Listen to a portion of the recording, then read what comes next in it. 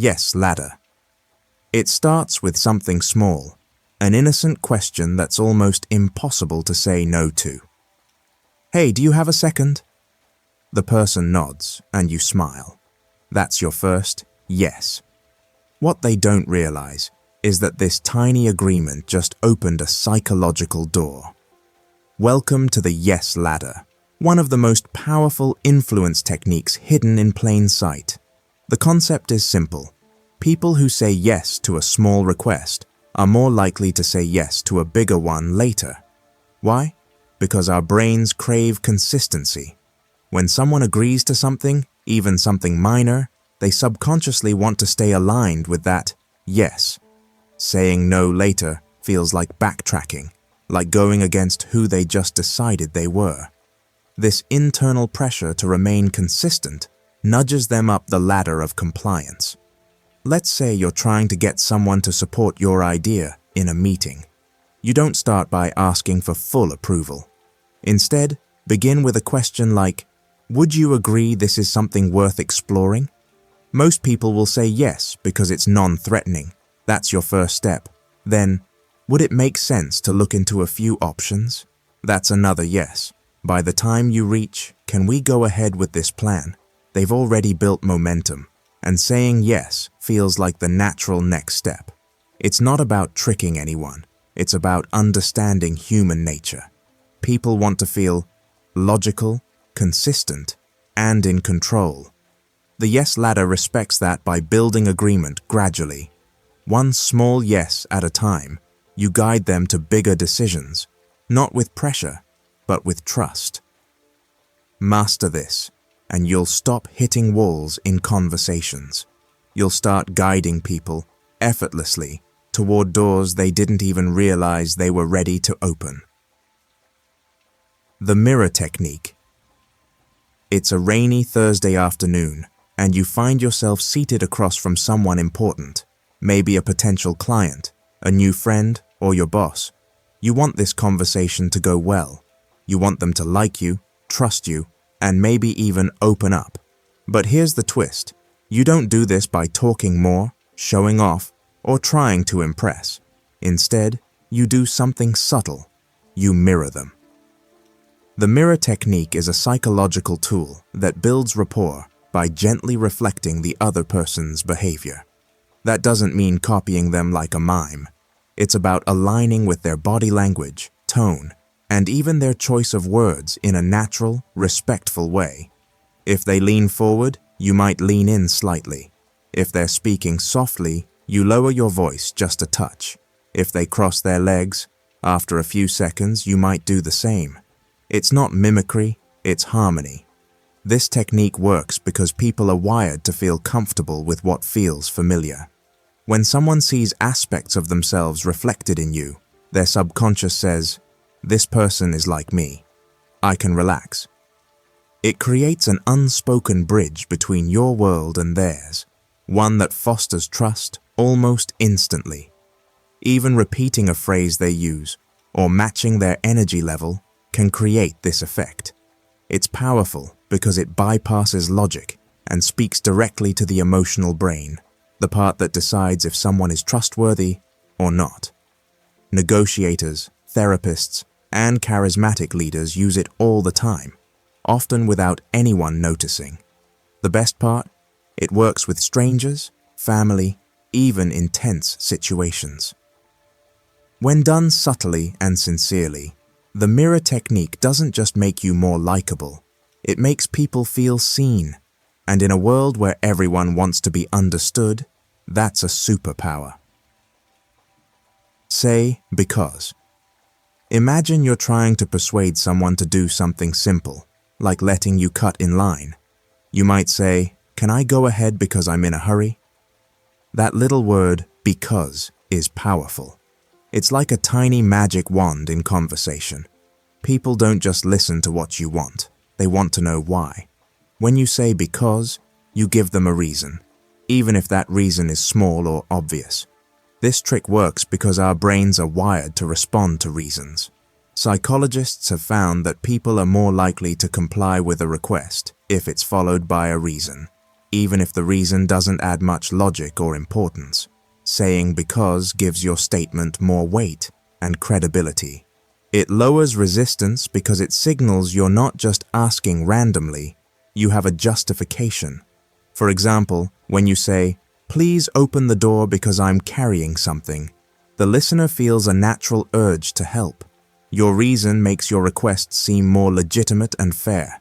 Even in bigger conversations or negotiations, adding because helps make your point stick. It shows respect for the other person's right to understand your motivation. The key is to use because genuinely. The reason doesn't need to be groundbreaking, but it must sound sincere. Overusing it or making flimsy excuses can backfire, making you seem manipulative. But when used right, because creates connection and trust. It's a simple word that carries serious influence in everyday interactions. Bring something in your hand. Ever noticed how some people seem calm and confident just by holding something? That's no accident. Holding an object, even something small like a pen or a cup, can ground you in a conversation and give you subtle power. When you bring something in your hand, you create a physical anchor for your nervous energy. Instead of your hands wandering or fidgeting, you have a clear focus. This technique works because humans often feel vulnerable when their hands are empty and exposed. When you hold something, it's like holding a shield, soft but real. It makes you feel more secure, which translates into a calmer voice and steadier eye contact.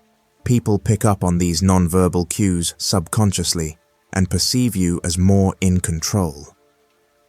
Think about a speaker who grips the podium or a leader who taps a pen while listening. That little object helps them regulate their energy and maintain presence. It also gives you a chance to gesture naturally, making your communication more vivid without seeming jittery. Moreover, having something in your hand can act as a social signal. For example, holding a notebook might show you're prepared and engaged. Carrying a coffee cup might make you appear relaxed and approachable. The object you choose subtly shapes how others see you before you even say a word. In short, bringing something in your hand is a simple hack that stabilizes your body language, enhances your confidence, and helps you stay grounded in any social or professional setting. Confidence loop.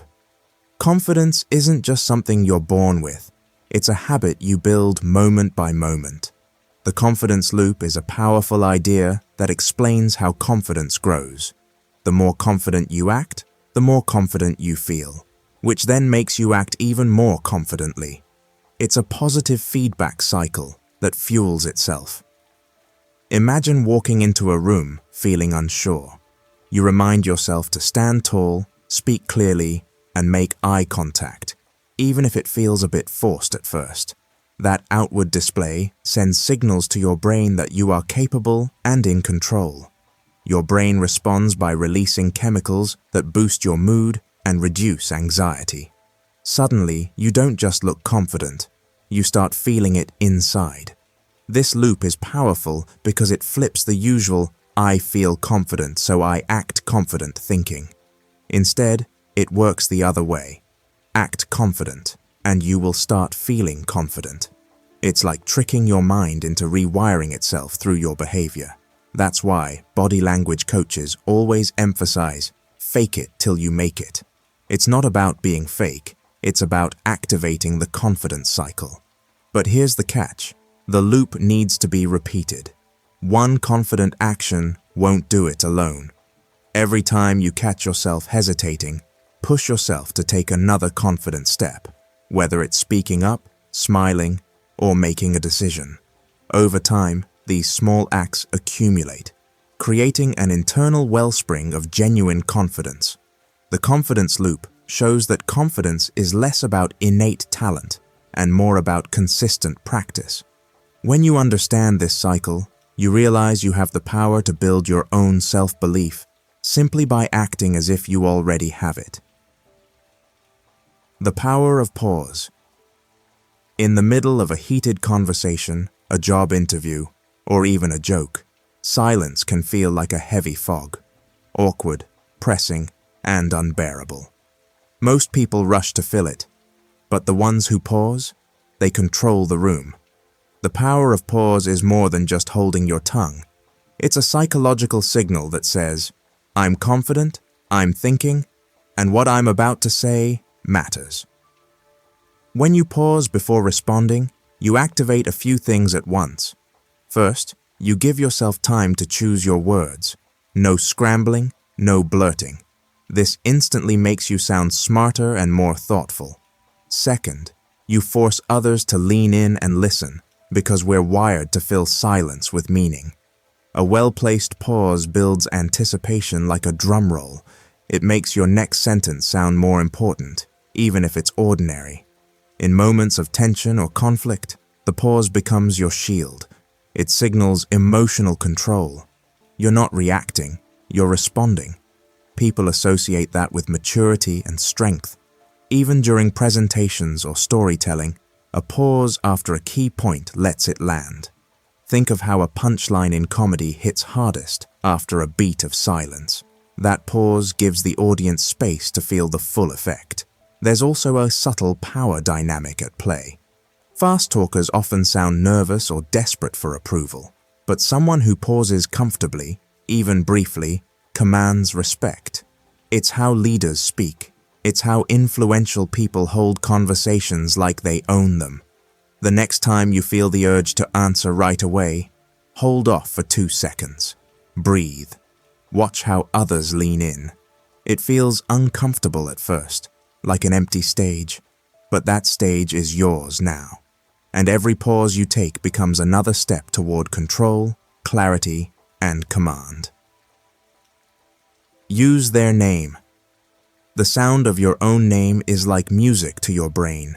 It lights up regions linked to identity, memory, and attention. That's not just poetic, it's science. Neuroscientific studies show that hearing your own name triggers unique activity patterns in the brain, even more than words like love or money. So when you use someone's name in conversation, you're not just being polite. You're hitting a psychological shortcut straight to trust and connection. Imagine you're at a crowded party. Dozens of voices blur together, but someone says your name across the room, and suddenly your ears tune in like a radar. That's the cocktail party effect in action, and it's proof of how powerful names are. In conversation, using someone's name, especially at the beginning or end of a sentence, grounds their attention and builds rapport. You're signaling, you matter. I see you. But there's more. When you use someone's name deliberately, it creates a mini feedback loop. The person begins associating your presence with validation. Over time, it rewires how they feel around you. They feel more seen, more heard. That creates a subtle emotional bond that logic alone can't build. It's not about overdoing it. Don't drop their name every sentence like a robot. But once at the start, "Hi Sarah, great to meet you." Once in the middle, "That's an interesting point, Sarah." And once at the end, "Thanks again, Sarah," is often enough to leave an impression. Do this in emails, on calls, in negotiations. It works across the board. Dale Carnegie once said, "A person's name is, to that person, the sweetest sound in any language." He was right. Use their name. And you're not just being friendly. You're tapping into the deepest layers of their brain. And once you've rewired that response, they're far more likely to remember you, trust you, and want to talk to you again. Dress one level higher. It's not just fabric and fashion, it's framing. When you dress one level higher than the people around you, you send a silent message before you say a single word. It says, "I take myself seriously, and you should too." This isn't about being flashy or overdressed. It's about intention. It's about signaling respect for the setting, the people, and most of all, for yourself. Picture two candidates walking into a room. One wears a hoodie and jeans, the other a crisp shirt with clean shoes, and a tailored coat. Who gets noticed first? Who gets the benefit of the doubt? Even before credentials come into play, your clothes are already speaking volumes. Humans are visual creatures, and first impressions are formed in seconds. Dressing one level higher means anticipating the social tone of a situation and elevating it slightly. If the room is business casual, you go business smart. If it's casual, you go clean and sharp. Not to stand out as better, but to show you care just a little more. More than perception, this technique alters your own behavior. It's called enclothed cognition. When you wear something associated with competence, like a blazer or structured outfit, your posture changes. You sit taller, walk slower, speak clearer. You begin to embody the image you project. You feel more prepared, more focused, and people treat you accordingly. You get more second chances. Your words carry more weight. In subtle, daily moments, whether networking, pitching, dating, or negotiating, those few extra seconds of visual advantage often tip the scale in your favor. Dressing one level higher doesn't require expensive clothes, just clean, intentional ones, a slightly upgraded version of what's expected. And once you make it a habit, you're no longer just fitting in, you're setting the tone, quietly, powerfully. The 5-to-1 ratio rule. Imagine being in a relationship. Any relationship, romantic, friendly, or professional. And every time you talk, it's mostly about what went wrong. Over time, no matter how stable it starts, that connection will fray. The 5-to-1 ratio rule is a quiet but powerful life hack that explains why some bonds last a lifetime and others crumble fast. According to decades of psychological research, particularly from relationship expert Dr. John Gottman, the magic number is 5. For every one negative interaction or comment, there must be at least 5 positive ones to keep the relationship strong. Now, this isn't about pretending everything is perfect or sugarcoating real issues. Instead, it's about consciously feeding the relationship with positive interactions, compliments, gratitude, shared laughter, genuine curiosity, small acts of kindness. These little moments matter far more than we realize. If you criticize a co-worker's mistake, you better have a backlog of praise, encouragement, or support to keep that work relationship functional. If you snap at your partner, the warmth you show at other times must outweigh that moment, 5 times over.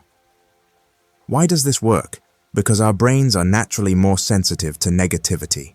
A single insult can linger longer than 5 kind words, unless the kindness is consistent and well-timed. This ratio doesn't just apply to others, it applies to how we talk to ourselves too. For every moment you catch yourself in self-criticism, try to consciously speak 5 affirming or motivating truths. Use the 5-to-1 ratio rule as a running mental meter. If you sense tension or distance growing, ask yourself, have I built up enough emotional credit to cover that last withdrawal? It's like managing a relationship bank account. Keep it in the positive, and it'll pay you back in loyalty, warmth, and trust. 90-minute sleep cycle. Unlock. Here's a truth that changed countless lives quietly, without a pill or a morning alarm trick. The 90-minute sleep cycle. Unlock. Most people believe that sleep is just about getting 6, 7, or 8 hours. But the real game changer is when you wake up. Human sleep works in cycles, roughly 90 minutes each, moving through light sleep, deep sleep, and REM, dream sleep. If you wake up in the middle of a deep cycle, you'll feel groggy and disoriented.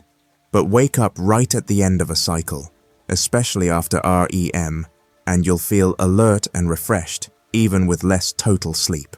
The secret is not about sleeping more, but about waking up right. A typical night's rest should contain 5 full 90-minute cycles, about 7.5 hours. But let's say you can't sleep that long.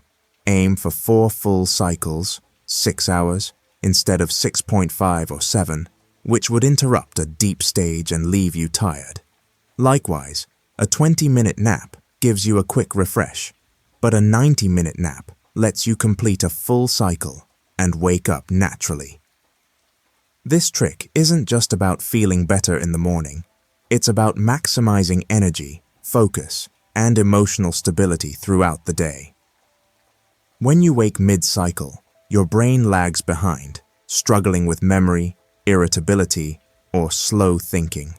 But with this cycle-aware approach, your brain exits sleep more smoothly, giving you a sharper edge from the moment you open your eyes. Apps and smart alarms now track this, but you don't need tech. Just count backwards in 90-minute blocks from your wake-up time and set your bedtime accordingly. Or experiment. Wake after 6, 7.5, or 9 hours and track how you feel. Over time, you'll learn your body's rhythm. This isn't just sleep, it's precision rest. And once you unlock it, you'll never want to sleep blindly again. Primacy Effect. It starts the moment you walk into a room, send a message, or open your mouth. The first thing people hear from you, or about you, imprints deeper than almost anything that follows.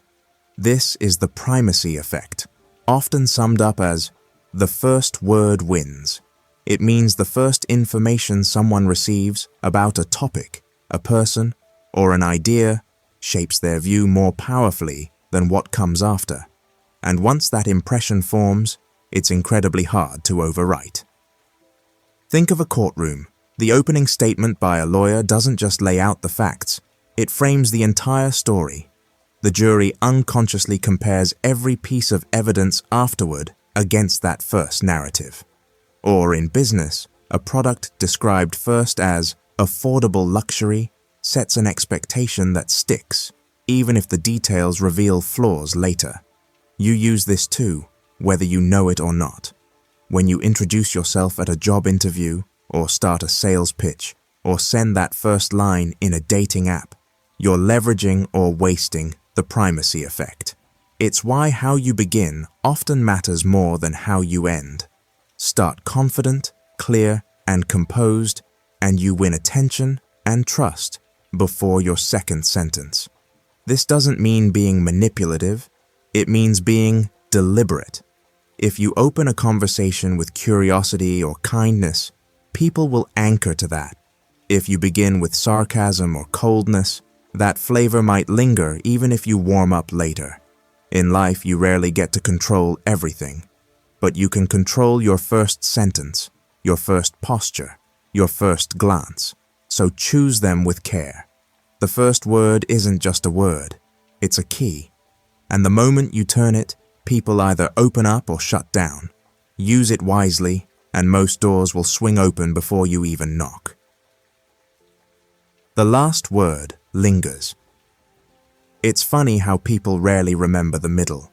In a movie, a meeting, or a casual conversation, the ending has a strange kind of power. It leaves a flavor, a final note that defines how we feel about the entire thing. That's the recency bias at work, also known here as the last word lingers. It's the idea that we remember the last part of something far more clearly than what came before it. And it's a psychological shortcut that you can use to your advantage. Let's say you're giving a talk. You start strong, you stumble a bit in the middle, but then you close with a powerful story or insight. Chances are that's what your audience remembers, and how they judge the whole performance. Or imagine a goodbye at a party. Maybe you weren't very social, but you ended with a heartfelt, "Thanks for having me, I really enjoyed this." That final moment leaves people with warmth. This bias isn't just about memory, it shapes judgment. In relationships, the last thing you say during a fight or a heart-to-heart often becomes the emotional anchor. In customer service, the final phrase, "Thanks so much for your patience," can soften frustration. In interviews, your parting line matters more than your resume. So, here's the trick. End on purpose. Whether it's a meeting, message, video, or dinner with a friend, close with intention. Make it kind, memorable, or powerful. The ending sticks, and it colors everything before it. In a world full of noise and forgettable moments, the last word is your quiet microphone. What do you want echoing in their mind when you're no longer in the room? That's what you control. That's where the power is. Smile first, feel later. It sounds backwards, doesn't it? That you can smile first, and the feelings will catch up later. But this tiny behavioral trick is rooted in deep psychological science. Your body doesn't just respond to your emotions, it also creates them. When you smile, even if you don't feel particularly happy, your brain starts to release chemicals like dopamine and serotonin. The act leads the emotion. It's called facial feedback, and it's one of those strange glitches in human biology that you can use like a life cheat code. Think about walking into a room where you don't know anyone. You might feel anxious, stiff, unsure of your place. But if you force yourself to smile, not a fake grin, just a soft, open smile, you immediately change the social dynamic. People respond better to you. Your own nervous system starts to calm. Within a few moments, you begin to feel the confidence you didn't have at first. Not because your situation changed, but because you did. This trick works internally too. Feeling low? Try smiling in front of a mirror for 60 seconds. It sounds silly. It feels unnatural. But your brain will start to interpret the facial muscles movement as a signal. Oh, we must be okay now. It doesn't fix deep issues, but it does lift your emotional baseline. That's power. Smile first, feel later is about leading your emotions instead of following them. In a way, it's about faking it until it becomes real. Not in a deceptive way, but in a biological one. The world reacts to your face before it hears your words, so give it something good to reflect. Your brain and the people around you will follow your lead. Lower your voice, raise their respect. There's a natural tendency, especially when nervous or excited, to raise our voice, speed up, speak louder, and pitch higher. But here's a counterintuitive truth. The quieter and lower your voice, the more seriously people take you. Lower your voice, raise their respect, is one of those psychological signals that bypasses logic and speaks directly to instinct. It's about authority, calm, and quiet control. Think about someone who walks into a meeting room and speaks slowly, with a voice that's grounded, not loud, but firm and deliberate. They don't rush, they let silence sit. Everyone leans in. That's not volume commanding attention, it's presence. Lowering your voice isn't about sounding intimidating, it's about communicating calm control. It says, I'm not competing for space, I own it. There's a biological reason for this. Deeper voices are often perceived as more dominant, credible, and trustworthy. This is hardwired from evolution. Lower vocal tones signal physical stability and emotional confidence. That's why leaders, both good and bad, often use voice tone to sway crowds without even saying much of substance. But here's the catch. You don't have to naturally have a deep voice. You just need to slow down, drop your pitch slightly, breathe through your diaphragm instead of your chest, avoid filler words, and pause. That pause before you speak, especially in tense or important moments, can be louder than any shout. In conversations, negotiations, or high-pressure moments, dropping your voice, literally and emotionally, makes people stop and listen. It shows you're not rattled, you're grounded. And in a world where everyone's trying to talk over each other, that's how respect is earned, without ever needing to raise your voice. Nod while asking. It's one of those things you've probably seen 100 times without realizing it was a trick. Someone asks a question while gently nodding their head, and almost instinctively, the person across from them says yes. This is the yes bias in action.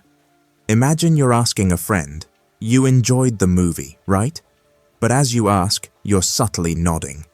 That physical cue acts like a silent suggestion. It non-verbally encourages agreement. Humans are wired to mirror and sync with others in conversation. Nodding, in particular, is a deeply social gesture.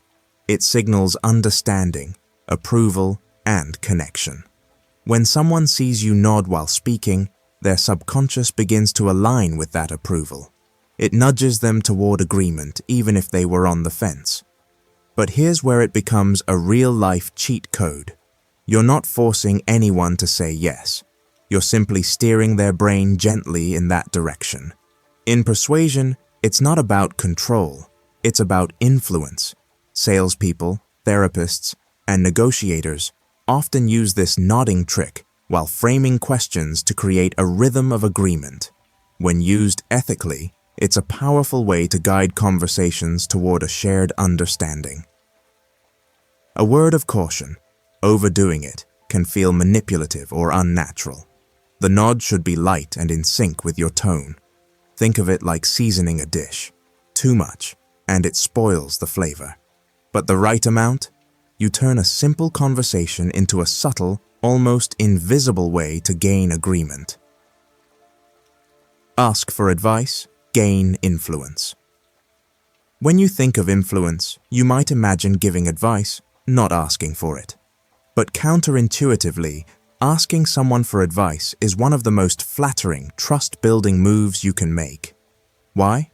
Because it flips the power dynamic in a way that pulls people closer rather than pushing them away. Let's say you're in a new job and you turn to a seasoned colleague and say, "Hey, I really admire how you handled that client call. Could I get your advice on how to approach mine?" In that moment, you're doing three things. You're showing respect for their experience, you're giving them status by recognizing their expertise, and you're inviting collaboration. That's a triple-layered invitation to connect and influence. Psychologically, people tend to like those who value their opinions.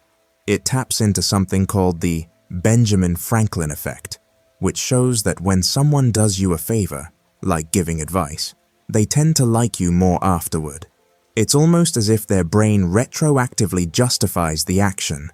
If I helped this person, they must be worth helping.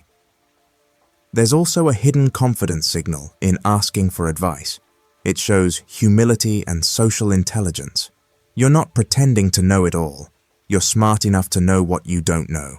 That makes you more trustworthy and approachable.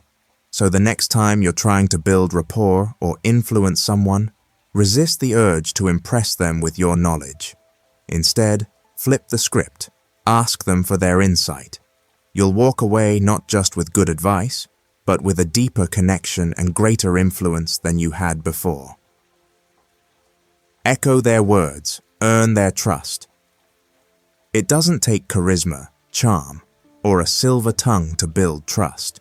Sometimes it's as simple as repeating someone's own words back to them, what's known as mirroring or echoing. Here's how it works.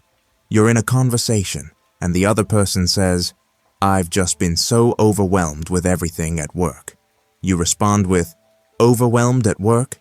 Just that simple echo, soft, natural, and curious, sends a powerful signal. I hear you. I'm with you. It encourages them to keep sharing, and beneath the surface, it builds something even deeper: rapport. This technique works because it triggers one of our deepest emotional needs: feeling understood. When someone hears their own words reflected back, it affirms that you're present and engaged. And unlike simply nodding or saying, "I get it," repeating their actual language shows precision. It's their world mirrored in your words. Interestingly, FBI negotiators use this tactic in high-stakes scenarios to build trust with suspects and hostages. Therapists use it to get clients to open up, and you can use it in everyday conversations, at work, with friends, or even during conflict. The trick is not to sound robotic. You don't want to parrot every sentence. Instead, choose key emotional or descriptive phrases to reflect. Keep your tone warm, natural, and curious. Echoing can also be combined with a slight question inflection to invite deeper dialogue. You felt sidelined during the meeting. It's not just about repeating, it's about resonating. When people hear their thoughts mirrored back to them, they feel seen. And when they feel seen, they trust you. No scripts, no tactics, just the quiet power of reflection. Let them talk first. Imagine stepping into a meeting room. You have ideas ready, you're confident, and you want to take control early. But then, you pause. You ask an open question, lean back, and let the other person speak first. What happens next isn't just silence, it's strategy. When you let someone speak before you, you're gaining more than just their opinion. You're gathering their emotional temperature, uncovering their priorities, and revealing the landscape of their thinking. Whether it's a negotiation, a job interview, or even a casual conversation, the first speaker often shows their cards. By staying quiet at first, you absorb information that gives you a subtle advantage. You can tailor your response, avoid triggering their defenses, and use their own words and ideas in your reply. It's like walking into a maze already holding the map. But there's a deeper psychological reason this works. People are wired to trust those who listen. When you resist the urge to dominate the start of a conversation, you signal humility, patience, and respect. In return, people let their guard down. They feel seen, and in that moment of being heard, they are far more open to what you say next. This technique isn't about manipulation. It's about mastering the rhythm of connection. You're not just giving space, you're setting the stage for influence. The smartest people in the room often say the least at first. They let the noise come out, then speak with clarity, relevance, and timing. The win here isn't loud or flashy, it's strategic silence, paired with presence. Let them talk first, and you'll win the conversation before your first word leaves your lips. Speak slower to sound smarter. It's not about using big words. It's not about changing your accent. It's about slowing down. When you speak, the pace of your words becomes a silent message, one that either adds credibility or undermines it. Fast talkers are often perceived as anxious, nervous, or even deceptive, but those who speak with measured pace project calm, confidence, and control. You've probably noticed it in leaders, professors, or respected figures. They don't rush. They let their ideas breathe, and that alone makes them seem more intelligent. Here's why it works. The brain needs time to process language. When someone hears rapid speech, especially on complex topics, it overwhelms their mental bandwidth. But when you slow down, even slightly, your words sink in. You allow pauses to highlight key points. You give your message space to resonate, and people subconsciously associate that clarity with intelligence. There's also an emotional element. Slower speech creates a sense of authority. It doesn't shout, "Listen to me." It invites attention by being grounded. It communicates, "I believe in what I'm saying, and I'm not rushing to prove it." That level of certainty is magnetic. Of course, this doesn't mean dragging your words or sounding robotic.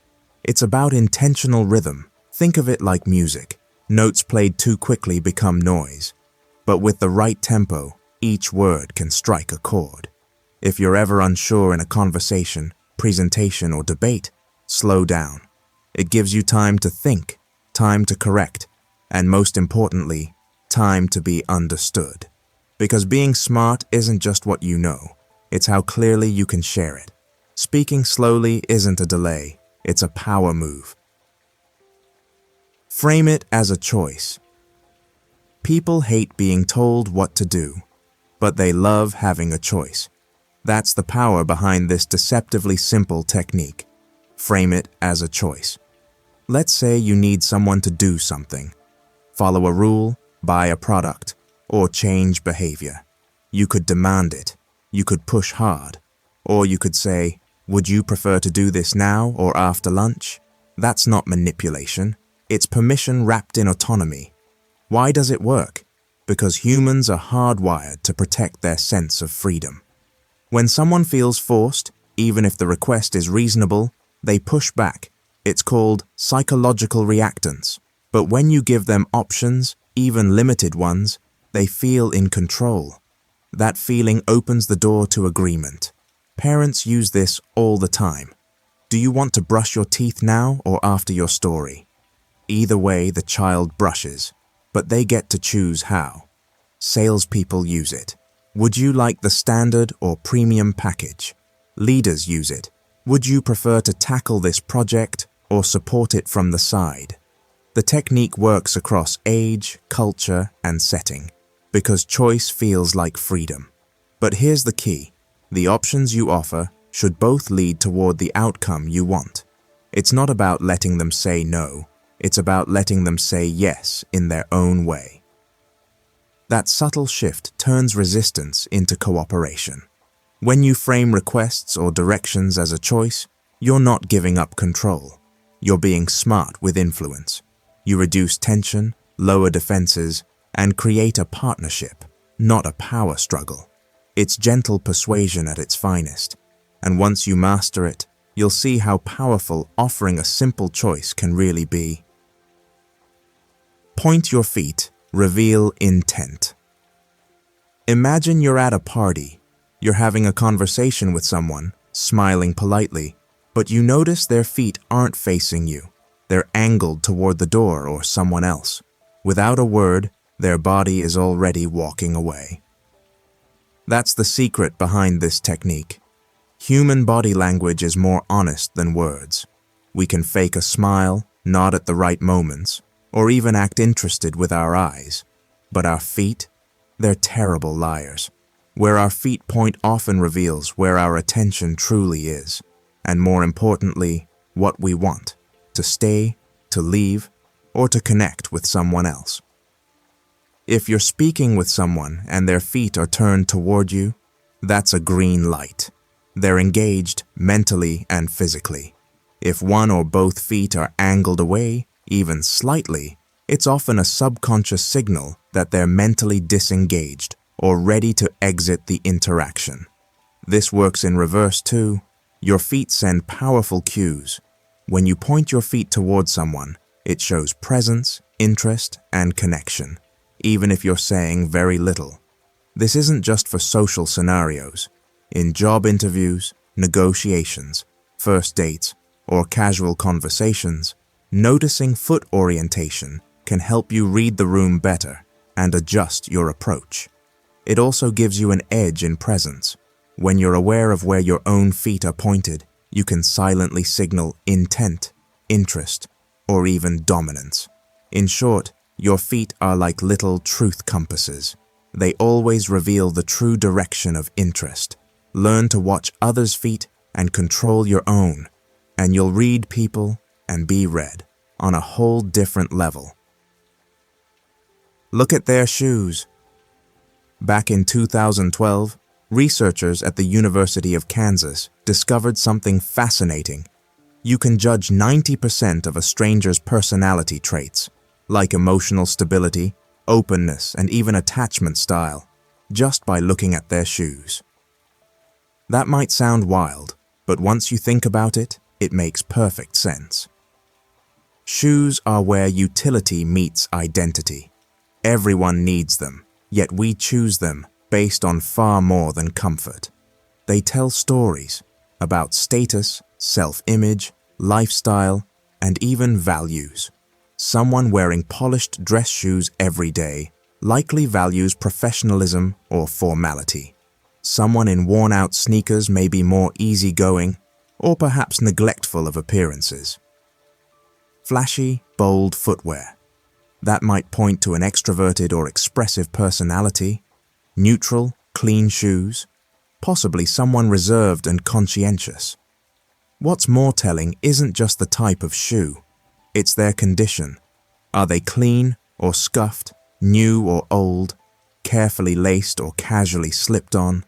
These little details are subconscious cues we leave behind, and they often mirror how we see ourselves or how we want to be seen.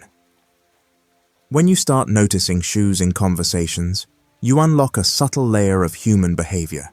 It's not about judging, but understanding. If you're trying to read someone's vibe in a social or professional setting, glancing at their shoes can offer a fast, quiet snapshot of their priorities and self-presentation. And if you want to control the impression you give others, start from the ground up. Your shoes are the silent part of your outfit that speaks volumes before you even open your mouth. Choose wisely, maintain them well, and you'll carry not just style, but subconscious influence. Ask for a small favor to build bond. It sounds backwards, but it works like magic. If you want someone to like you more, ask them to do you a small favor. It's called the Ben Franklin Effect, named after the famous inventor and statesman who noticed that someone who does you a favor, especially a minor one, tends to rationalize it in their mind by deciding they must actually like you. Here's how it works. When someone helps you, even in a tiny way, like lending you a pen, sharing a resource, or giving a quick opinion, their brain starts to adjust. It thinks, well, I wouldn't go out of my way for someone I didn't like, right? So the brain justifies the action by boosting positive feelings toward you. They're not just doing a favor, they're subconsciously reinforcing a bond. The trick is to make the favor small and specific. Don't start by asking for big help or emotional labor. Keep it light. Ask them to hold your place in line, give you feedback on something, or recommend a good restaurant. Once they say yes, even to something tiny, the connection begins to deepen. It opens the door for more meaningful rapport. This works particularly well in new relationships, colleagues, acquaintances, or even first dates. It flips the social script. Most people try to impress others by doing favors, but this technique does the opposite. You're giving them a chance to invest in you, which, oddly enough, makes you more valuable in their mind. So next time you want to build trust or connection, don't try too hard to prove yourself. Just ask for a little favor, and watch how quickly strangers can turn into allies. Use silence to own space. Silence might feel awkward, but it's actually a form of power. Imagine this. You're in a conversation where someone just challenged your idea. You could rush to defend yourself, fill the air with nervous chatter, or you could pause, say nothing, let the silence stretch a beat too long. Suddenly, the other person starts to feel the weight of that pause. Maybe they start to backtrack. Maybe they fill the gap themselves, giving you more than they intended. In that quiet moment, without raising your voice, you've controlled the entire exchange. Silence does something magical. It makes people lean in. It draws attention without effort. In negotiations, leaders often use it to pressure the other side into speaking first or revealing more. In conversations, silence signals self-confidence. People who are unsure talk too much, fill the air to seek approval. But when you're comfortable in silence, you're saying, I'm not desperate for your reaction. It's also a great tool when making a point. Say something important, then stop talking. Let your words echo. That pause makes people reflect, sometimes even agree before they realize it. The silence amplifies what came before it. And in social settings, silence creates space.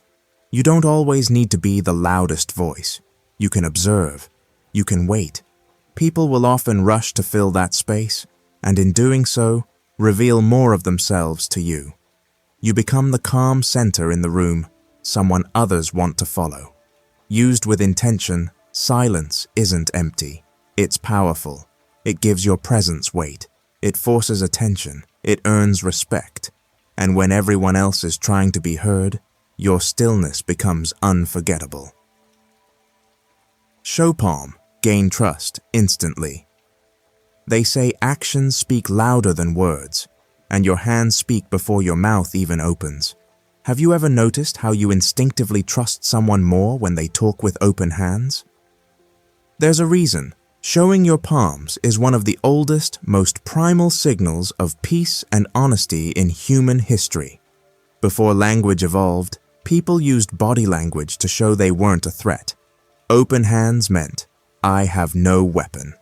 That ancient instinct still lives in us. Today, when you show your palms, whether you're gesturing while talking or simply resting your hands openly, you're subconsciously saying, I'm safe, I'm open, I'm not hiding anything.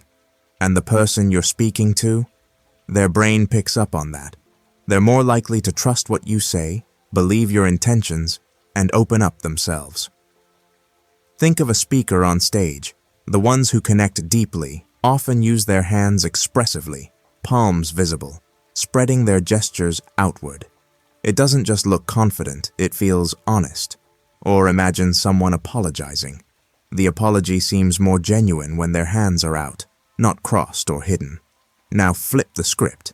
Imagine someone talking to you with their hands behind their back or shoved in their pockets. Or worse, under the table. Your brain doesn't know why, but you feel uneasy. You question them more. You trust them less. So, when you're pitching an idea, having a tough conversation, or even just introducing yourself, show your palms. Keep your hands visible and relaxed. It doesn't have to be exaggerated. Small, open hand movements can completely change how you're perceived. Trust isn't always earned with words. Sometimes it's in the simplest gestures. A palm turned outward can say, "You're safe with me." And that may be the most persuasive thing you never say. Compliment behind their back. Here's a little social secret. The most powerful compliments aren't the ones you give face to face. They're the ones you let someone else deliver. Let's say you really admire how reliable your coworker Sarah is. You could walk up to her and say, "You're always so dependable." Nice? Sure. But it might feel expected or even awkward. Now imagine this. You're in a casual conversation with her friend Mike, and you say, "Honestly, Sarah's probably the most dependable person on the team. She always comes through."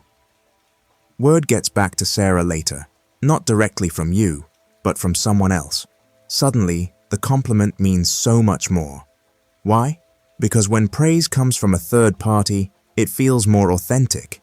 It doesn't seem like you're trying to impress or manipulate.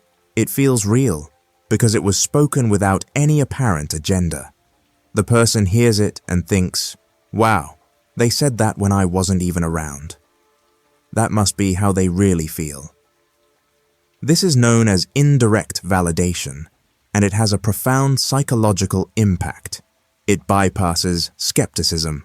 When someone hears that you praise them behind their back, they feel seen, appreciated, and most importantly, respected. Their trust in you grows. Their warmth toward you increases. And they start to view you as an ally, even if you've barely spoken directly. This technique also works wonders in group dynamics. It strengthens bonds and smooths tension, especially when someone feels overlooked. Planting a genuine compliment into someone else's ear, knowing it'll travel back, is like lighting a match in a dark room. It brings warmth without needing attention. So next time you want to win someone over, say something good about them to someone else. Don't worry, it'll reach them. And when it does, the impact will be twice as strong. Use we instead of you. It might seem like a small word swap, just 2 letters, but switching from you to we in conversation can completely change how people respond to you. This isn't just a linguistic trick, it's a subtle shift that makes others feel like you're on their team instead of across the table from them. Imagine you're giving feedback to someone, saying, "You need to be more careful with reports," might make them feel criticized. But if you say, "We need to make sure our reports are more accurate," suddenly it feels like a shared mission. The walls come down. Instead of feeling accused, they feel included. This trick works in all kinds of scenarios, at work, in relationships, even during conflict. "We should talk about this" is warmer and more collaborative than "you need to fix this." When you use "we," you're quietly communicating. "We're in this together." You shift from being a critic to being a partner. And when people feel they're not alone, they're more likely to open up, cooperate, and even trust you. Even in negotiations or sales, we language builds bridges. "We're looking for a solution that works for both sides" sounds much better than "you need to give us a better deal." It removes friction before it starts. People are wired to resist being singled out, blamed, or corrected. "You" can sound like a spotlight. "We" feels like a shared umbrella. Over time, that small change in speech leads to bigger changes in how people see you, as someone they can work with, not against. And that makes all the difference in influence. Break the script, control the moment. It usually starts with a yawn, not from tiredness, but from predictability. Most social interactions follow invisible scripts. You walk into a store, the clerk says, "Can I help you?" And you say, "Just looking, thanks." It's robotic, no connection, no spark. That's where this technique becomes powerful. Breaking the script means disrupting the expected pattern, just enough to snap someone out of autopilot. It's not about being weird, it's about being memorable. Imagine someone asks, "How are you?" And instead of saying, "Good, and you?" you respond with, "If I were any better, I'd be illegal." Suddenly they're awake. You're no longer background noise. You're interesting. This technique gives you control of the moment. Why? Because surprise resets attention. Our brains are wired to notice anything that deviates from the norm. It's a survival instinct. In conversation, it's a magnet. If you break the usual pattern, people lean in. You've captured their focus, and that focus gives you power. Breaking the script can also diffuse tension. If someone's angry, you might say something unexpectedly calm, funny, or warm.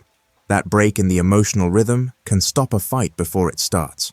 But this isn't about being a clown or always trying to be clever. It's about choosing the moment to break the script, when attention, rapport, or influence matter most. Leaders use this in speeches. Great negotiators use it in tense rooms. Even in dating, a small unexpected gesture or line can stand out miles beyond the ordinary. The world runs on patterns. Break one, and people remember you. Mirror their breathing to calm them. You can't always talk someone down, but you can breathe them down. When someone's anxious, stressed, or upset, words often bounce off. Logic fails. That's because their body is in a state of fight or flight. Heart racing, breathing shallow, muscles tense. And here's where something quiet, almost invisible, becomes incredibly powerful. You match their breathing, and then gently slow yours. This technique doesn't require a single word. You simply observe the rhythm of their breath. Are they breathing fast, holding it, chest rising quickly?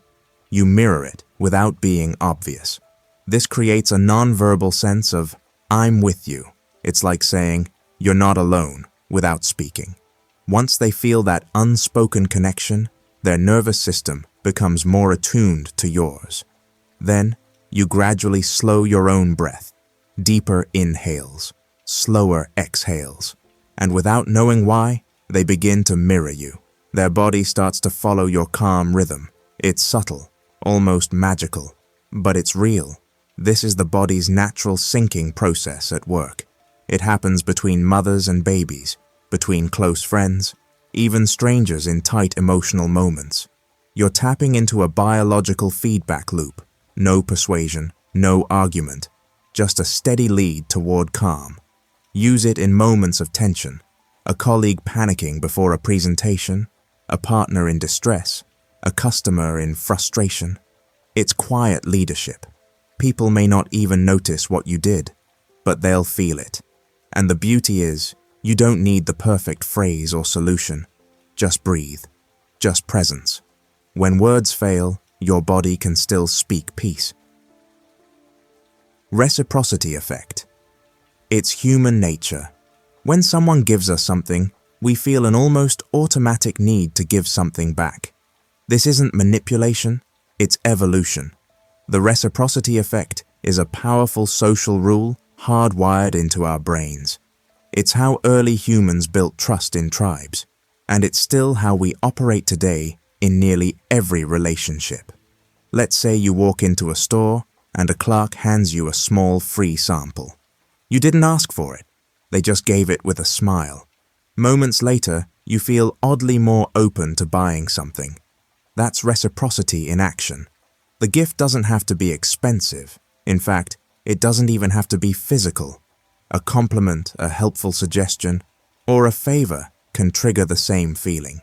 People are more likely to say yes, agree to your request, or invest in you if you've made a gesture first. It signals goodwill, not obligation. You're not buying their attention, you're starting a human exchange. Even in high-stakes scenarios like sales pitches, interviews, or negotiations, this rule applies. When you offer value first, you shift the dynamic. You go from a taker to a giver, from a stranger to a collaborator. The secret? Make it feel genuine. The moment it seems calculated, the spell breaks. People can sense manipulation, but they also recognize sincere generosity, and they rarely ignore it. Whether you're meeting someone for the first time or deepening an existing bond, lead with a gift. Lead with value. The return might not be immediate, but it's almost always real. Use the spotlight effect to own a room. You walk into a room and feel like every eye is on you. You notice a wrinkle in your shirt or the fact you tripped slightly when entering. Your brain screams, "Everyone saw that." But here's the truth, they didn't. Most people didn't even notice, and the few who did forgot about it within seconds. This is called the spotlight effect, the tendency to overestimate how much other people notice our actions, appearance, or mistakes. We think we're under a spotlight, but in reality, everyone else is too busy worrying about their own spotlight. It sounds like a weakness, but here's the twist. Once you realize the spotlight is mostly imagined, you can flip it to your advantage. Confident people know this. They act as if they're under a spotlight, not with fear, but with ownership.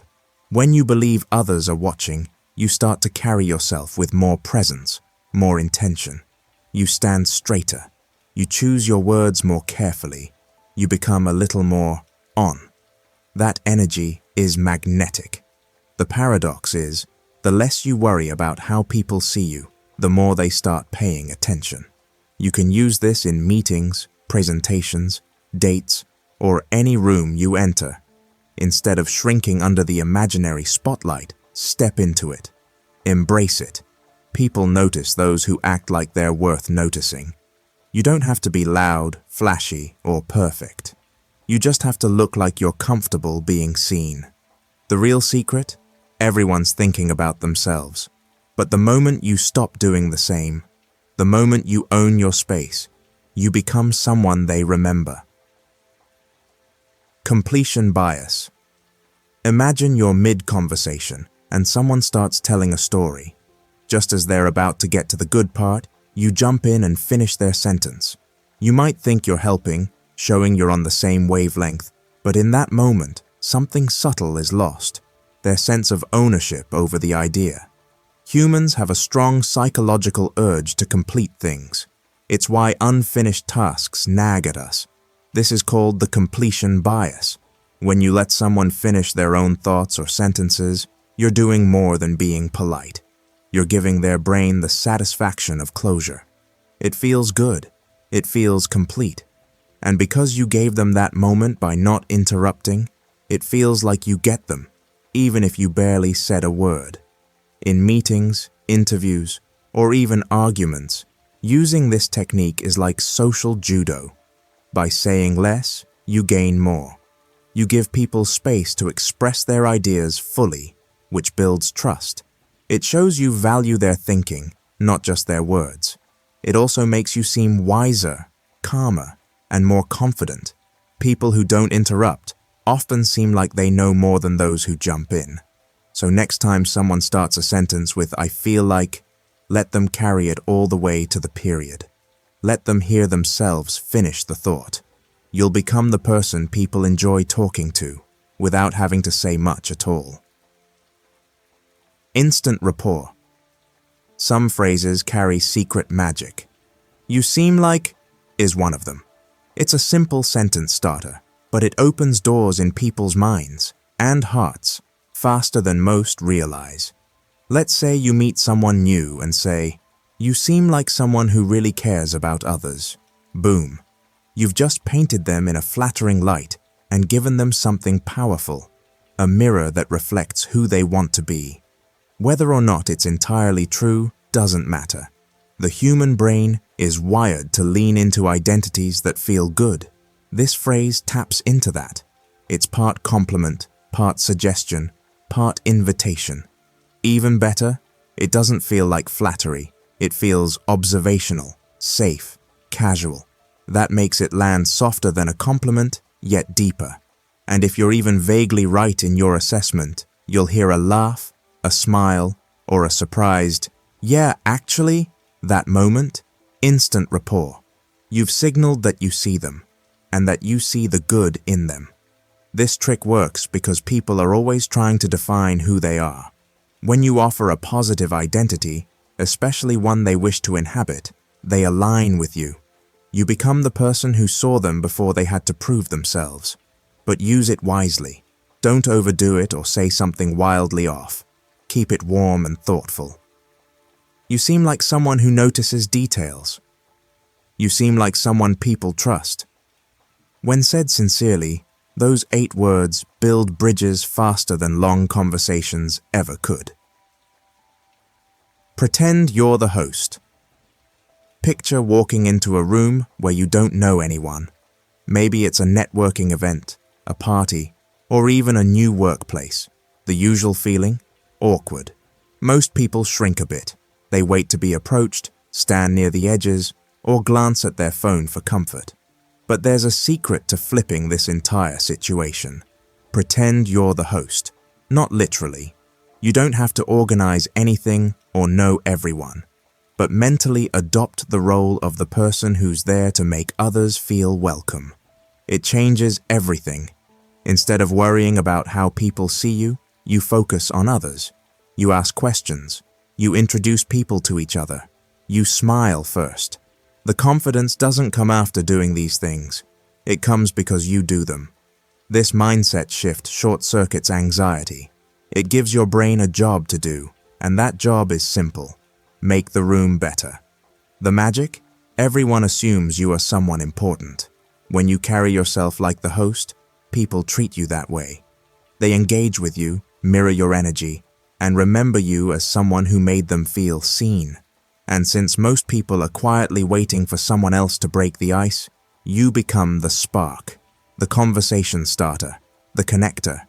Even in rooms where you're the newcomer, this trick makes you look like you belong. You don't have to know anyone to act like you own the room. You just have to care enough to include others. That's what real hosts do, and people never forget them. Ask about childhood. If you ever want to cut through surface-level talk and go deep with someone, here's a gentle but powerful move. Ask about their childhood.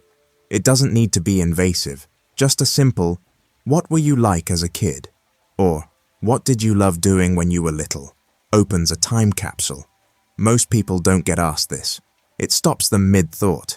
It pulls them back to a time before stress, ego, or social filters.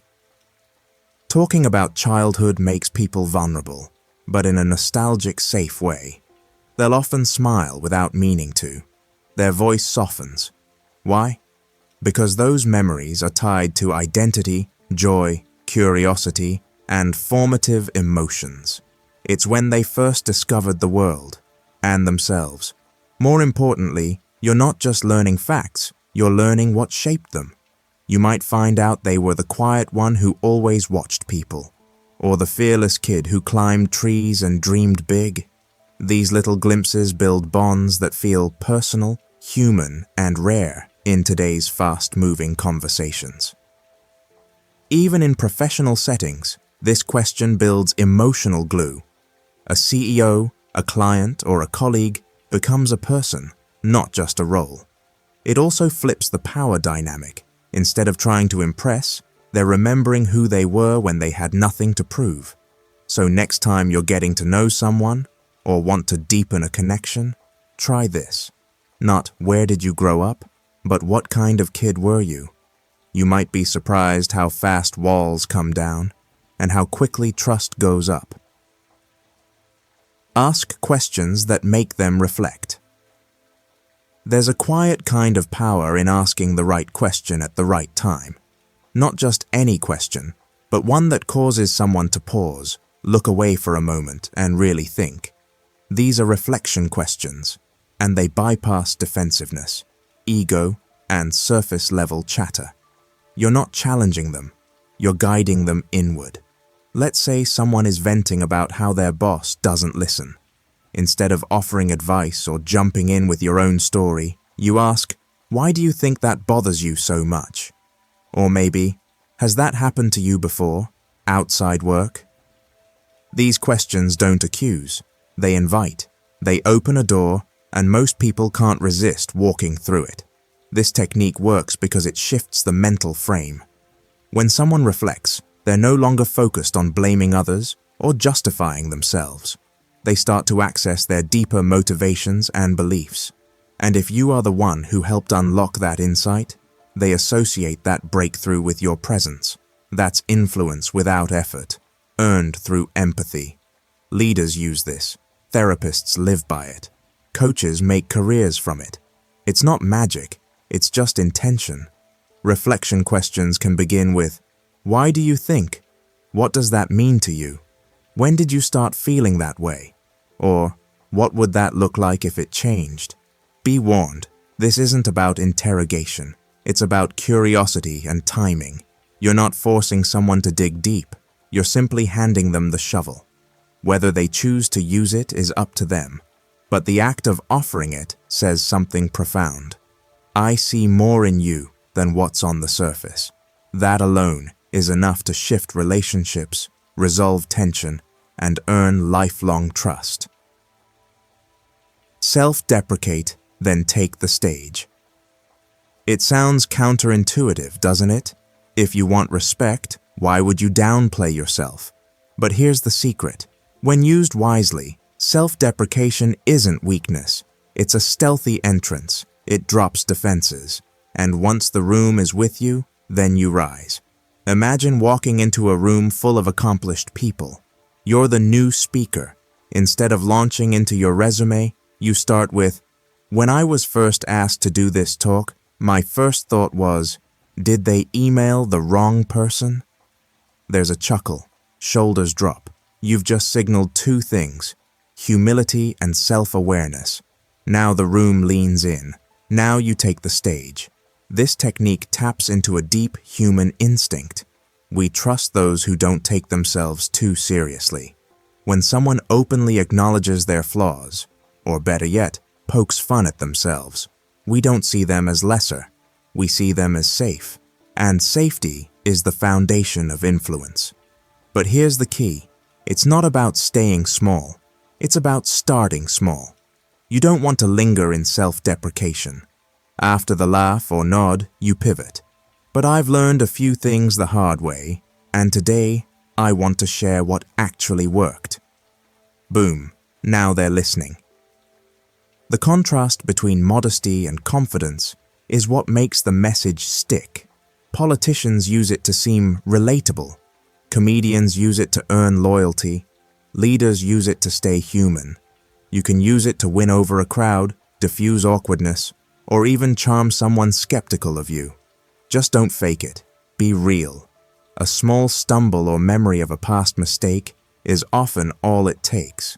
A tiny dent in your armor makes people believe you're not just polished, you're real. And people don't follow perfection. They follow people. Sit diagonally, not head-on. Conversations carry energy. That energy lives not just in words, but in angles, posture, space. And one of the subtlest, most underrated tweaks in communication is this. Don't sit directly across from someone if you want the conversation to go well. Sit diagonally instead. You've likely felt it before without realizing. Sitting face to face can feel confrontational. There's an invisible line drawn, like a tennis match. Eye contact becomes a pressure point. Defenses go up, especially in difficult conversations or new interactions. The body interprets this posture as a challenge, even if the words are kind. But move just slightly, 30 degrees maybe. Sit side by side at a cafe bench, pull your chair at an angle in a meeting. Suddenly, everything softens. The body no longer says, "We're opposing forces." Now it says, "We're looking at something together." It shifts the emotional geometry of the moment. Therapists know this. Skilled negotiators use it. Even animals, especially dogs, approach from the side to signal safety. We are hardwired to interpret angle as intent. Sitting diagonally also makes silence more comfortable. You don't feel watched. People reflect more easily, speak more openly, and feel less judged. In tense conversations, conflict resolution, feedback talks, or emotional discussions, this tiny shift in posture can be the difference between breakthrough and shutdown. It's especially powerful in personal relationships. Want a better heart-to-heart with your partner? Don't sit across the table. Sit beside them on the couch. Let your bodies align, not oppose. No words required, just a change in position. That's the beauty of body language. When done right, it speaks louder than anything you say. Say their name at goodbye. You don't need a dramatic gesture to leave a lasting impression. Sometimes it's the smallest moment, the final 5 seconds, that seals how someone remembers you. And one of the simplest, most overlooked tricks is this. Say their name when you say goodbye. It seems like nothing, right? But hear it in action. All right, take care, versus. All right, take care, Jordan. That one extra beat makes it personal. It wraps the interaction in familiarity. It says, I remembered you. You weren't just a moment. You were a person. We are biologically tuned to respond to our name. Hearing it activates a unique part of the brain. It lights up identity and attention like a signal flare. It feels good. It feels seen. And when it comes at the end of a conversation, it becomes the last impression we take with us. Even if your interaction was brief, saying their name at the close plants a memory. It also makes you more memorable. This is why politicians repeat names constantly, and why great leaders never forget them. They understand something most people miss. People don't remember what you said. They remember how you made them feel. And being named, especially at the goodbye, feels like being acknowledged. It says, you mattered. Use this with baristas, co-workers, strangers, first dates, or even people you disagree with. It's not flattery, it's connection. Just don't overdo it mid-conversation, or it'll feel performative. Save it for the exit. It's the bow on the package. You never know when someone needs to feel noticed. Sometimes that simple act, speaking their name as they walk away, lingers longer than any clever word you said before. Fake a deadline to get faster results. You've probably noticed that people move faster when there's a ticking clock. But here's the trick. The deadline doesn't always need to be real. It just needs to be believable. When time becomes limited, priorities shift. And if you can frame your requests around a time constraint, even an artificial one, you can unlock urgency that wasn't there before. Say you need a report from a co-worker. You might say, hey, I've got to finalize this by 2 p.m. Can you send me your part before then? That deadline might be made up, but it doesn't matter. It focuses the mind. It moves your task to the top of their mental list. This isn't manipulation in the shady sense. It's managing inertia. Human brains are wired to procrastinate when time feels infinite. But introduce a simple boundary? Action follows. It works because of something called Parkinson's law. Work expands to fill the time allotted. If someone thinks they have until next week, they'll take until next week. But if the clock is ticking, their brain flips into now mode. Urgency activates clarity. Writers use it, managers use it, freelancers swear by it. It's how launch dates happen, how books get finished, and how decisions get made. It's crucial, though, to wield this technique ethically. Don't abuse people's trust or back yourself into a corner. Use it when it helps everyone stay aligned and efficient. You're not lying. You're creating conditions where speed and focus become possible. Because in the world of productivity, time is less about minutes and more about meaning. And a well-placed deadline, real or not, is often the most effective way to say, "This matters now." And when it feels like now, people show up. Raise eyebrows. When you see someone, think about the last time you ran into someone you liked. Did your eyebrows lift without you realizing it? This tiny, often unconscious movement is one of the oldest non-verbal signs of recognition in human behavior. It says, "I see you, and I'm happy about it." When you intentionally raise your eyebrows slightly the moment you spot someone, especially in the first second, it triggers a warm, welcoming reaction in them. They feel noticed, acknowledged, and accepted. It's powerful because it communicates friendliness before a single word is spoken. People don't analyze it consciously, but they feel it. It softens any social barrier instantly. That subtle eyebrow lift is a social green light. Now imagine you enter a room and your eyes meet someone's. Instead of a neutral or flat look, you lift your eyebrows ever so slightly and pair it with a slight smile. You've just sent a signal that says, "I remember you," or "I'm glad to see you." It's tiny, but magic lives in the tiny things. Why does it work? Because humans are wired to seek signs of safety and approval. An eyebrow raise is one of the least aggressive, most friendly facial gestures we can offer. Babies do it, animals do it, and strangers connect through it. So next time you're about to greet someone, even from across a room, remember this. Before your mouth says, "Hello," let your face say it first. Your eyebrows are silent messengers of connection.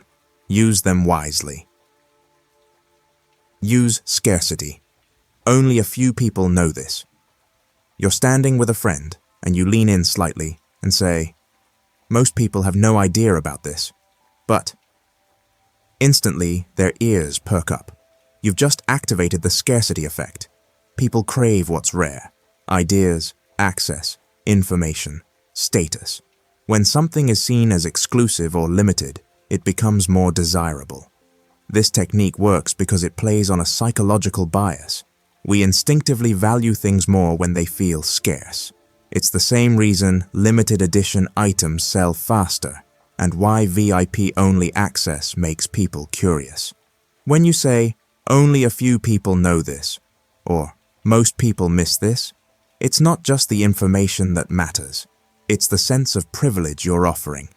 You're inviting someone into a mental back room, giving them a sense of being special.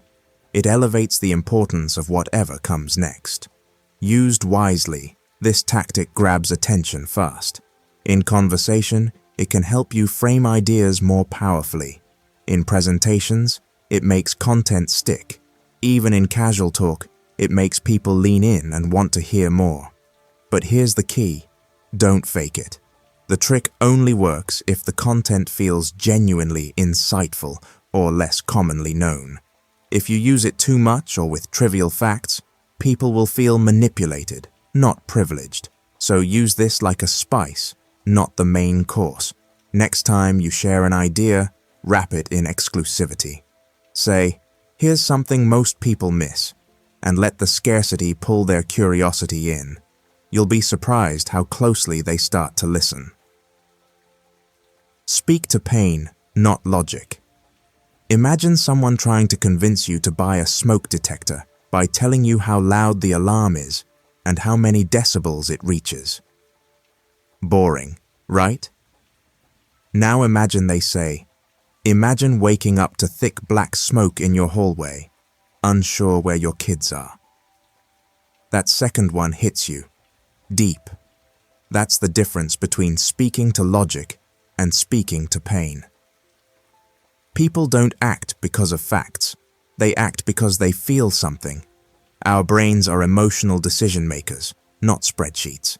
That's why the best communicators talk to pain points, fears, frustrations, losses, and dreams, not just to intellect.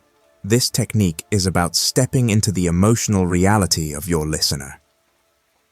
If you want to persuade, motivate, or connect deeply, speak to the feeling they're trying to escape or achieve. Want to sell a gym membership? Don't list the machines. Talk about how it feels to walk into a room and feel proud of your body again. Even in personal conversations, this works.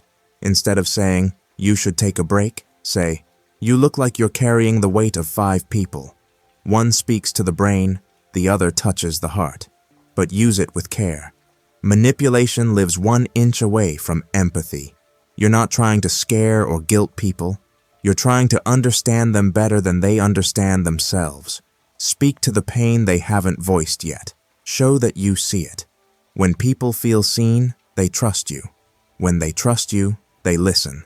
And when they listen, they change. Confess first, then ask. Here's a counterintuitive truth. If you want someone to say yes, start by admitting something vulnerable. Imagine this.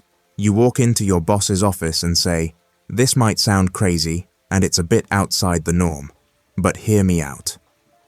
Instantly, their guard drops. Why? Because you showed humility and honesty before making a request. This is called disarming honesty. When you admit a flaw, mistake, or doubt up front, it creates trust. People don't expect openness, especially before a request. They expect polish, persuasion, or pressure. So when you lead with a small confession, it feels refreshing, real, human. The psychology is simple. We naturally mirror others. If you show vulnerability, people mirror back openness instead of resistance. It's the opposite of hard selling. You're softening the conversation before the ask even arrives. Here's an example. You need help from a colleague. Instead of saying, "Can you do this for me?"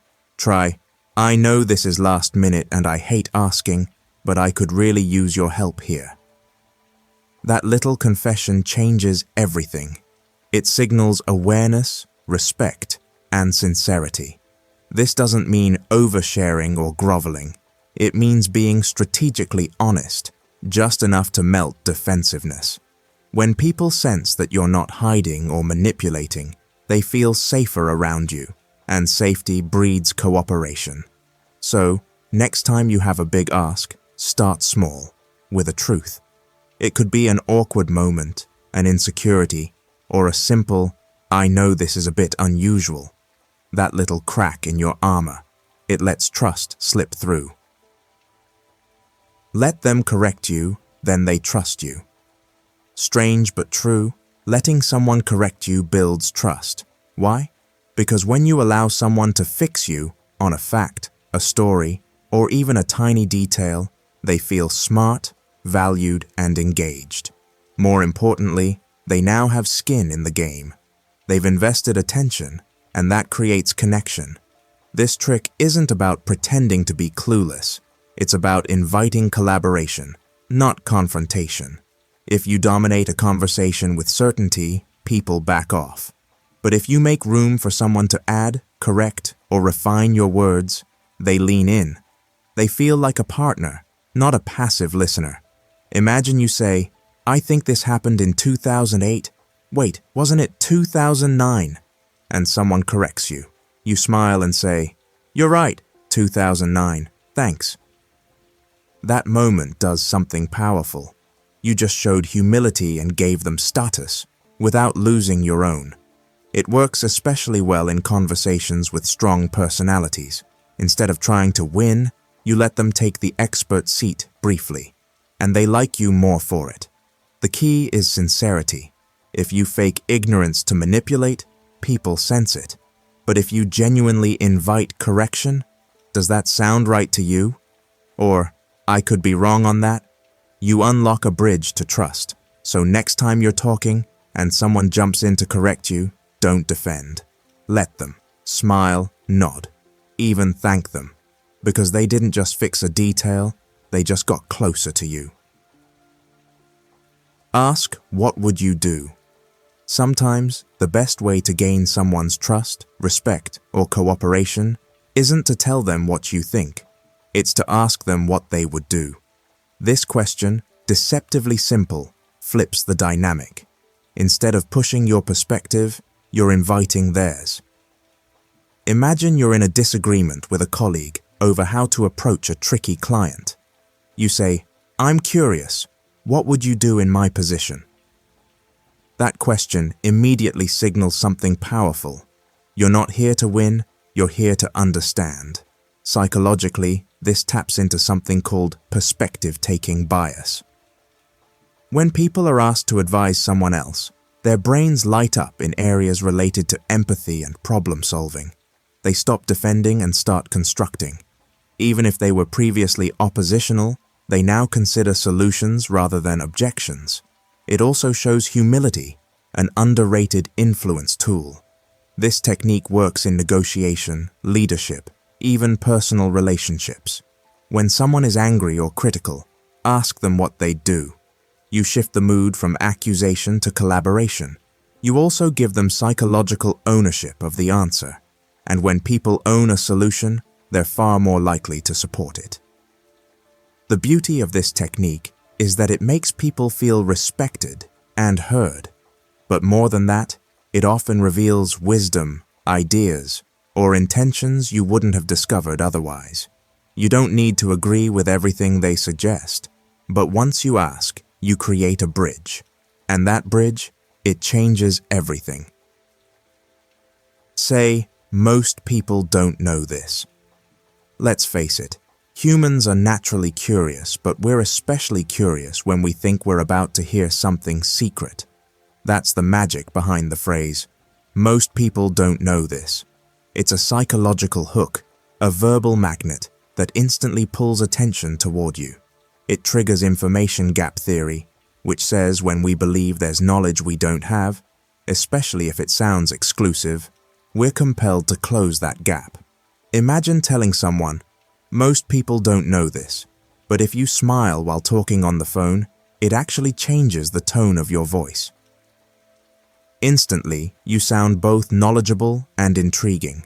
You've activated their curiosity and subtly elevated your status as someone with rare insight. This trick works in conversations, presentations, sales calls, even dates. But it goes deeper than that. This phrase also gives the illusion of scarcity. People perceive information as more valuable when it seems few are aware of it. Think about it. When someone tells you something that most people don't know, you feel like you're getting access to a secret club. That exclusivity builds connection and interest. Use this phrase to introduce surprising facts, shift attention, or establish credibility. The key is to make sure what follows is genuinely interesting or useful. Otherwise, the magic fades. Don't overuse it either, or it loses its spark. In short, this phrase is a linguistic cheat code. It awakens curiosity, boosts your perceived knowledge, and draws people into your words, all without them realizing why. That's power. Act like you already belong. There's a little-known truth about confidence. Most of it is an illusion others willingly buy into. Imagine walking into a room full of strangers. Some people feel like outsiders instantly, fidgeting and shrinking. But others, without any real authority, carry themselves like they own the place. That's what act like you already belong means. It's not about arrogance.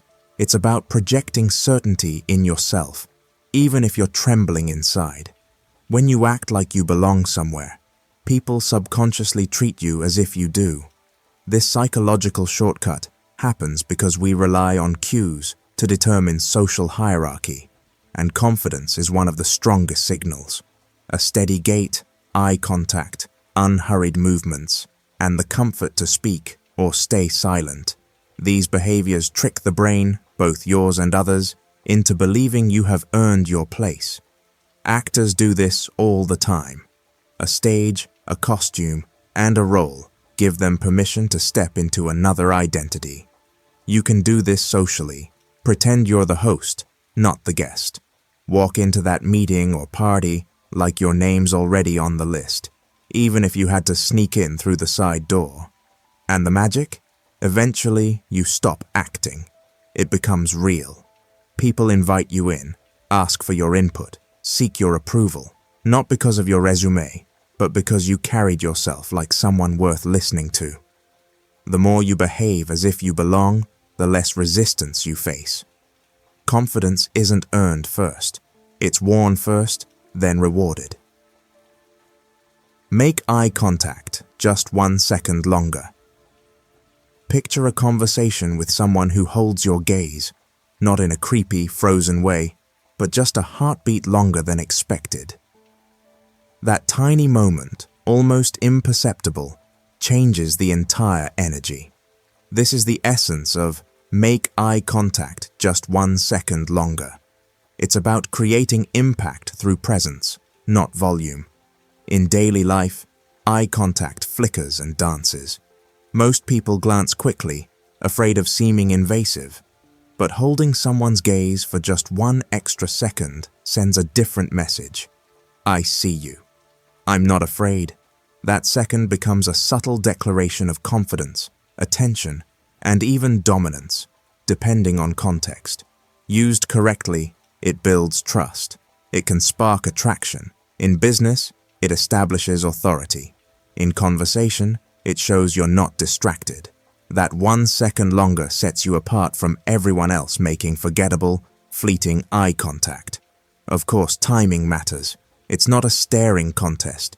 It's about pausing at the moment of connection, when your eyes meet theirs, and resisting the reflex to look away too fast. That second feels like silence in a noisy room. It forces both of you to be there. Great communicators, leaders, and influencers all master this. They don't dart away nervously. They look, they hold, and then they release. It makes their words seem weightier, their attention more genuine. So next time you talk to someone, friend, stranger, boss, hold that gaze for just 1 more second. It might feel unnatural at first, but it communicates volumes. It says you're comfortable with being seen, and in return, people will start seeing you, not just your words, but your presence. Use anchoring. Mention a big number. First, let's say you walk into a store looking to buy a watch. You spot one for $5,000, way too expensive.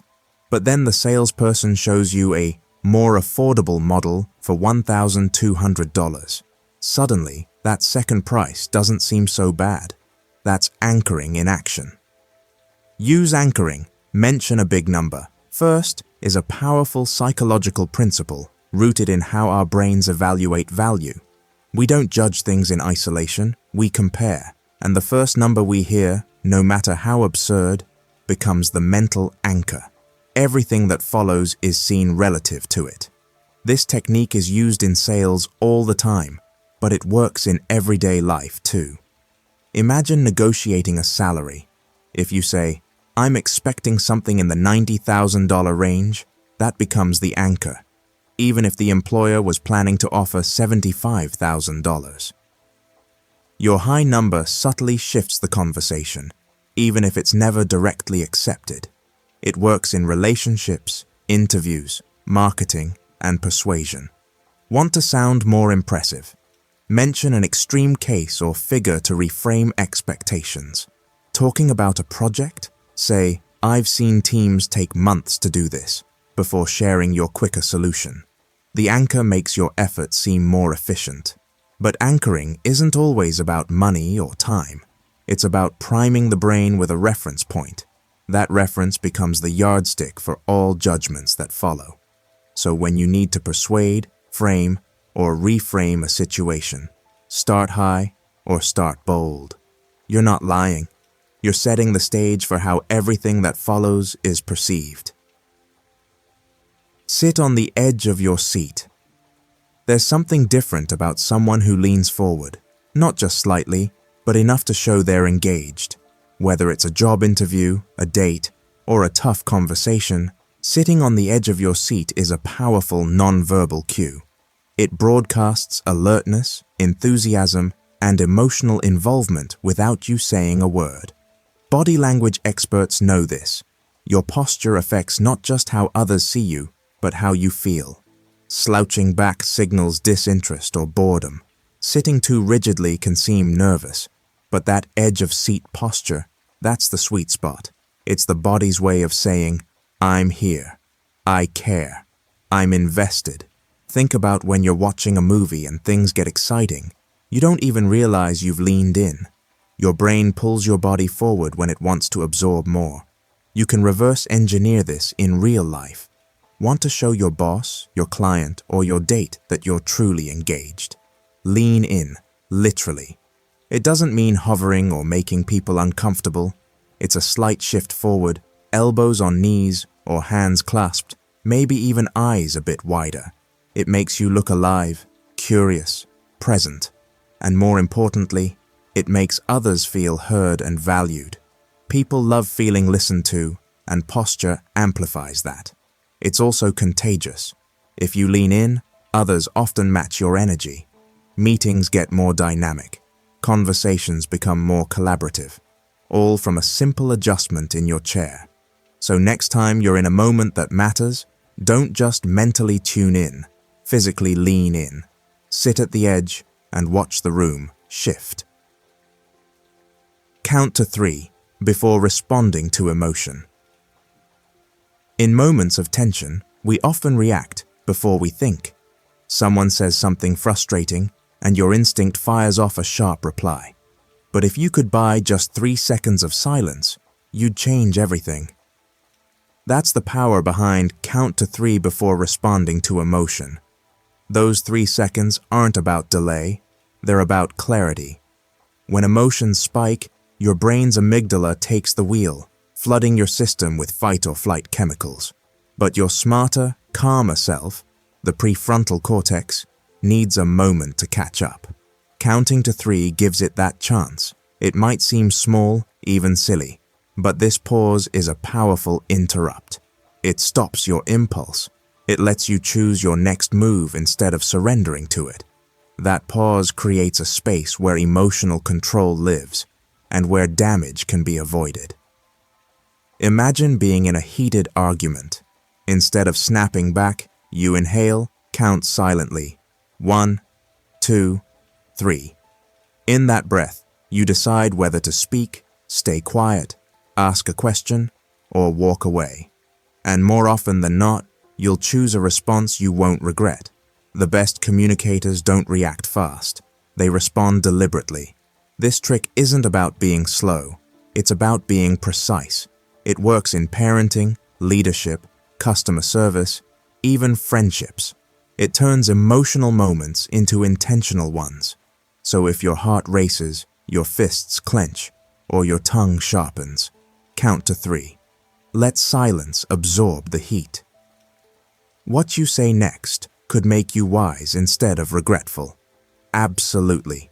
Here are detailed, narrative-style explanations for techniques 56 to 60, each written in simple but powerful language, with unique intros, structures, and closing lines. Show micro-vulnerability, then strength. The most compelling people aren't flawless. They're human. They show just enough vulnerability to connect, but follow it with strength to lead. This isn't about oversharing or confessing every insecurity. It's about timing, intention, and emotional balance. Imagine meeting someone who says, "Honestly, I was terrified before my first big speech, but I practiced until I could barely forget a word."